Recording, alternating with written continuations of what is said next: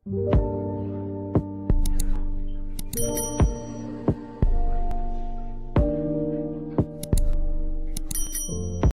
orang minum khamar, apakah perbuatan itu mengeluarkan dia dari Islam sehingga dia kafir atau dia setakat fasik?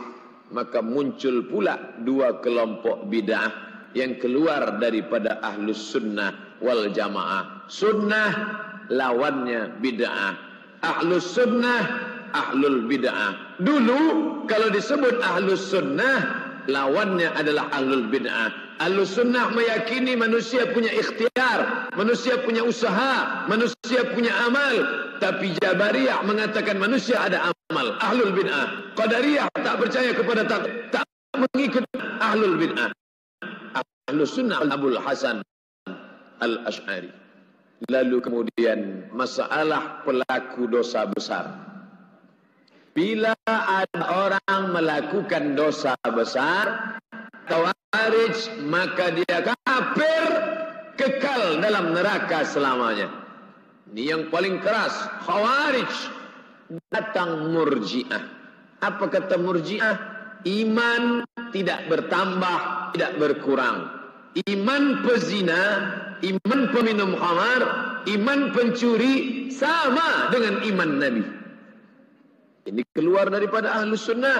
Mereka ini bercanggah, bertolak belakang. Kata Khawarij, bila ada orang minum khamar, kafir, masuk neraka jahanam. Bila ada orang berzina, kafir, masuk neraka jahanam. Bila ada orang mencuri, kafir, masuk neraka jahanam. Ini Khawarij. Datang Murji'ah. Kata Murji'ah, berzina, mencuri, minum khamar tidak menyebabkan iman berkurang, kerana iman tidak bertambah dan tidak berkurang. Dua kelompok yang bercanggah, dua kelompok yang kontradiktif, dua kelompok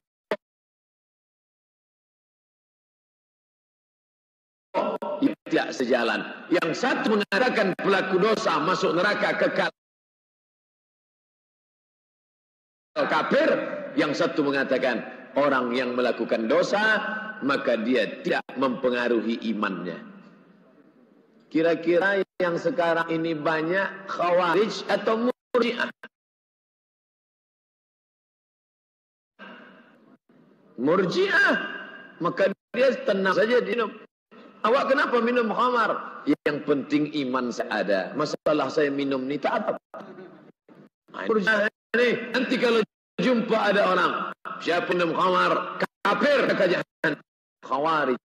Zaman berganti, musim berubah, kelompok-kelompok yang dulu ada muncul, datang, bangkit lagi kembali. Sekarang abad 21, Khawarij ada, Murji'ah ada, Jabariyah ada, Mu'tazilah ada, Qadariyah ada. Walaupun namanya tidak, saya tak jelaskan nama, tapi pemahaman orang masuk dalam 5. Jabariyah, Qadariyah, Mu'tazilah, Khawarij, Murji'ah. Nah, bagaimana dengan Ahlus Sunnah wal Jamaah? Kita tanya dulu. Kalau minum khamar, saya minum khamar kerana saya suka. Percaya kamu ayat Quran yang mengatakan innamal khamru wal maisir wal ansabu wal azlamu rijsun min amali syaitan? Saya percaya, tapi saya belum sanggup melakukannya. Maka orang ini tidak kafir, tapi dia fasik. Dia tetap masuk neraka, tapi nanti setelah dicuci, dibasuh, dia tetap juga pada akhirnya masuk surga. Ini Ahlus Sunnah wal Jamaah. Dia fasik, tapi dia tidak kafir, kekal dalam neraka. Tapi bila dia berkata, aku minum khamar sebab aku suka khamar, adapun yang ayat dalam Quran itu aku tak percaya, ini orang kafir. Maka tidak serta-merta mengkafirkan orang, kerana bila kita kata dia kafir padahal dia tak kafir, maka kita kafir. Untuk itu perlu kita tanya dulu. Awak tadi minum khamar, ya, mengapa minum khamar? Sebab menurut saya ayat tentang khamr itu tidak relevan, tak cocok, tak sesuai lagi dengan zaman. Ini orang kafir, halal darahnya. Mengapa begitu? La yahillu damu imri'in muslim illa bi'ida salas. Tidak halal darah orang muslim kecuali dia melakukan tiga. Yang pertama, an-nafsu binafsi, pembunuh. Sesiapa yang membunuh maka dihukum bunuh, pancung kepala. Yang kedua, as-sayyibuz zani, pezina.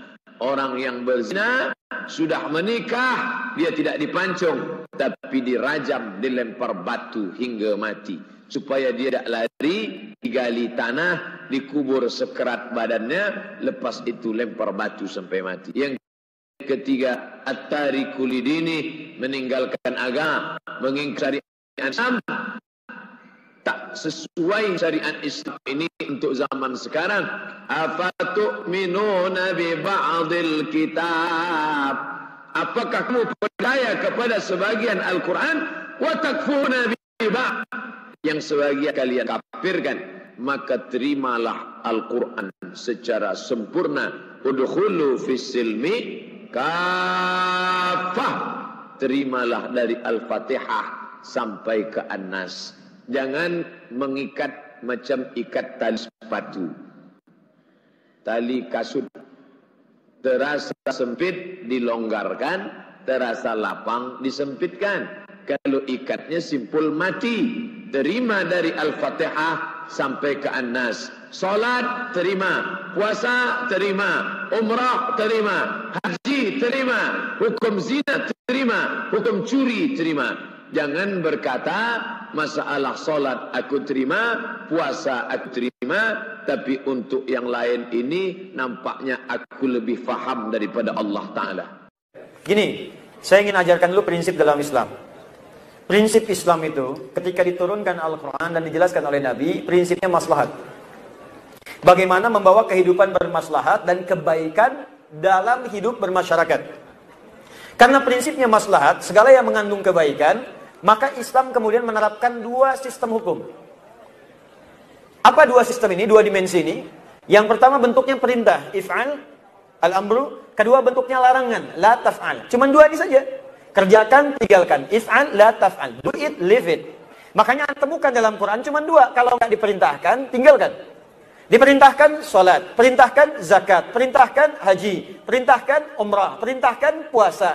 Apa unsur perintah ini? Hikmahnya, goalnya, targetnya ada maslahat. Karena itu ketika kita diminta sholat, puncak target sholat itu perbuatan baik, maslahat. Quran surah 29 ayat 45. Innas sholata tanha anil fahsya wal munkar. Kalau orang sholatnya benar, kata Allah, akan terbebas dari dua sumber keburukan. Di buruk itu cuma dua. Kalau bukan fahsya, itu munkar. Fahsya, keburukan yang bersumber dari syahwat. Maaf, pornografi, porno aksi, LGBT, kata-kata kotor, jorok, itu fahsya. Makanya kalau orang benar-benar sholatnya bagus, fahsyanya hilang. Gak ada orang senang pornografi, porno aksi, gak mungkin, mustahil. Maka dia akan tinggalkan, karena akan berubah jadi baik. LGBT dia jauhi, malah dia ajak kemudian teman-teman untuk berubah. Ya, karena itu orang yang LGBT dalam fikih Islam, yang laki-laki misalnya, ya, itu gak bisa jadi imam, kalau dia belum sembuh sepenuhnya. Khawatirnya nanti berdampak kepada suasana sholatnya. Baru takbir sudah bubar, ya. Allah, bubar. Di sana, ya. Balik ke sini. Mungkar perbuatan yang diingkari oleh hati. Bentuknya syahwat. Sumbernya syahwat perut dan akal. Maaf, mencuri, membunuh, ya, berselisih, mencela, dan seterusnya yang diingkari oleh akal, bohong, itu mungkar namanya. Di orang sholat, mustahil mengerjakan perbuatan keji dan mungkar. Goal tujuan dari ibadah, itu sifatnya maslahat. Umrah juga begitu, haji begitu, puasa begitu. Kata Nabi, kalau orang benar puasanya, maka puasa akan menahan dia dari perbuatan-perbuatan yang buruk. Makanya kalau orang sedang puasa, dia akan mencegah dirinya dari perbuatan buruk. Maaf ya, orang rajin marah semarah-marahnya, kalau sedang puasa, libur marahnya. Gak percaya silahkan, ada orang pemarah, ya? Maghrib jam 6, jam 6 kurang seperempat, dia diprovokasi oleh orang. Dasar kamu begini, dia bisa nahan marah. Temannya bingung, kok kamu gak marah? Nanti habis maghrib. Habis maghrib hilang. Nah, jadi ketika diperintahkan untuk berbuat ibadah, goalnya adalah maslahat. Ketika dilarang pun, ilatnya sebabnya ada keburukan di situ yang berdampak memengaruhi kepada keburukan maslahat. Jadi kalau dikerjakan larangan ini akan berdampak buruk bagi kehidupan.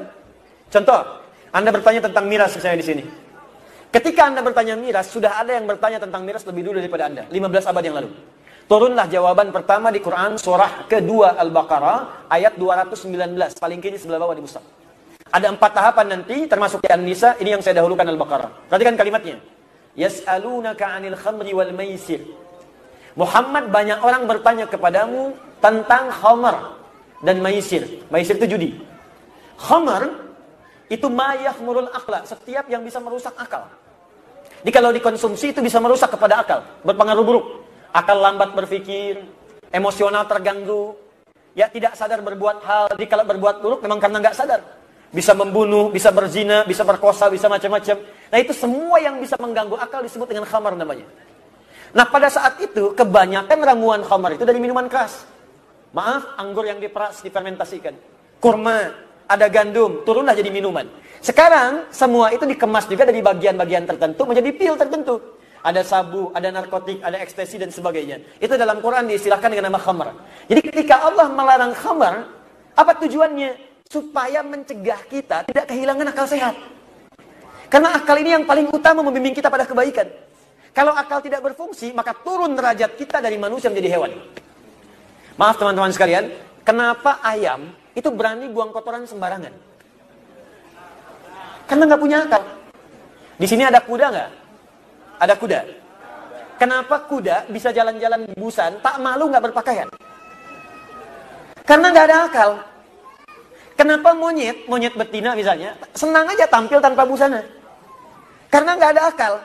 Kenapa kambing, bahkan saat Idul Adha, sedang azan berkumandang, Allahu Akbar, senang aja berhubungan? Karena nggak ada akal. Kalau akal sudah hilang, maka perbuatan buruk tidak ada kontrol untuk mengerjakannya.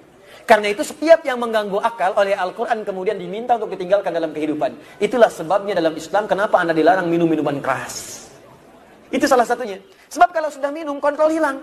Tiba-tiba suara meracau, kata-kata jadi kotor, tindakan gak terkontrol, anarkis itu muncul. Ada yang kemudian bahkan nekat melakukan perbuatan buruk, yang mencuri, yang berzina, yang membunuh dan sebagainya. Karena sebab yang buruk ini kemudian miras diharamkan. Yang pertama kali minta kepada Nabi supaya Allah menurunkan larangan mirasan tika, ingat, bukan Bang Haji Omar. Yang pertama minta namanya sahabat Umar bin Khattab. Umar ini jenius orangnya, sebelum masuk Islam beliau itu biasa mabuk sehari 5 kali. Umar. Tapi Umar sendiri setelah masuk Islam yang minta pada Nabi, ya Rasulullah, kenapa Allah tidak turunkan ayat yang melarang mirasan tiga, melarang khamar? Maka ketika turun ada tahapan, di antara tahapannya kata Allah, banyak orang bertanya padamu tentang hukum khamar. Qul fihima ismun kabir wa manafi'u linnas. Katakan Muhammad, memang di balik khamar itu ada yang merasakan manfaat cuma sedikit. Mungkin merasakan manfaat cuma sedikit, ada yang bisa untuk menghangatkan cuma sedikit, tapi dampak buruknya lebih banyak. Jadi kalau Anda bisa mengemas teknologi untuk menghangatkan badan, tidak harus menggunakan itu. Kenapa harus gunakan itu? Ada yang merasakan tenang dengan minum, hanya sedikit. Dia tidak sadar dalam tenangnya bisa mengungkap rahasia yang tidak harus diungkap. Dia tidak sadar dalam perasaan tenangnya bisa meracau kata-kata yang kasar. Dan dia tidak sadar dalam tenangnya bisa berbuat kriminalitas yang lebih besar. Karena itu, wa ithmuhuma akbaru min naf'ihima. Potensi buruknya, dosanya lebih banyak dibandingkan dengan baiknya. Karena itulah turunlah kemudian sebagai pamungkas Quran surah kelima Al-Maidah ayat 90-91. Paling kanan sebelah atas di mushaf. Innamal khamru wal maisiru wal azlamu dan seterusnya. Perhatikan ujung ayatnya. Rijsun min amali syaitani fajtanibu. Itu amalan buruk, provokasi dari setan, maka jauhi itu semua. Jadi tidak ada bedanya teman-teman antara miras dengan daging babi, sama-sama haramnya. Jelas ya? Ya. Jadi kalau kita ingin hijrah berubah jauhi itu. Jadi kalau ada yang lain kenapa harus miras? Kalau ada ayam kenapa mesti babi? Jelas ya? Itu ujian keimanan. Ujian keimanan.